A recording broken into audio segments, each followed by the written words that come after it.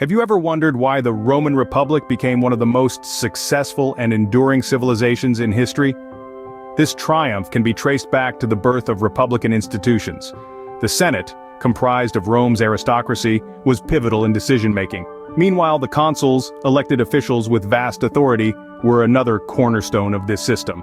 These roles, carefully crafted and balanced, were the initial steps towards the complex and efficient governing body we now recognize as the Roman Republic. Thus, the Senate and consuls were the first pieces of the complex puzzle that was the Roman Republic. As Rome grew, so too did its institutions, adapting to the changing circumstances and demands of a burgeoning empire. From a small city-state on the banks of the Tiber River, Rome expanded to control vast territories across Europe, North Africa, and the Middle East.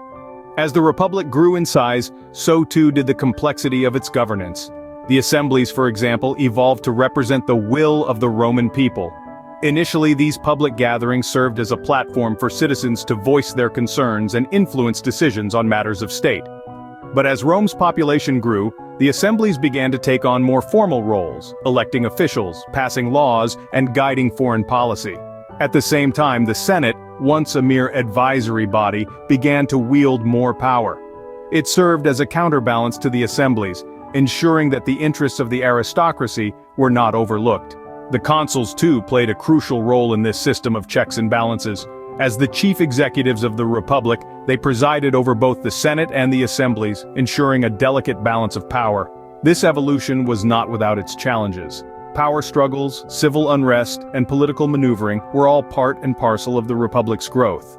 But through it all, these institutions adapted and endured. These institutions, interwoven and balanced, allowed the Roman Republic to thrive and expand, making it a beacon of democratic governance in the ancient world. But why does this ancient system of governance still matter to us today?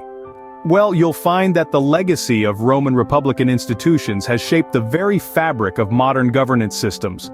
The Roman Republic, with its Senate, consuls, and assemblies, introduced the world to the concept of checks and balances.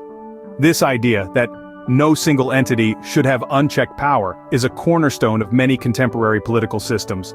It's what keeps our leaders accountable and our democracies healthy. Then there's representation. The Roman assemblies were a place where the voice of the people could be heard, a novel concept in a world of monarchies and oligarchies. This idea is now a fundamental part of democratic societies, ensuring that the will of the people is heard and respected. Finally, the spirit of public service, embodied by the consuls of Rome, resonates in the duties of our modern public servants and elected officials. So, the next time you vote, remember that you are participating in a tradition that stretches back thousands of years to the Senate floors and assembly halls of Rome.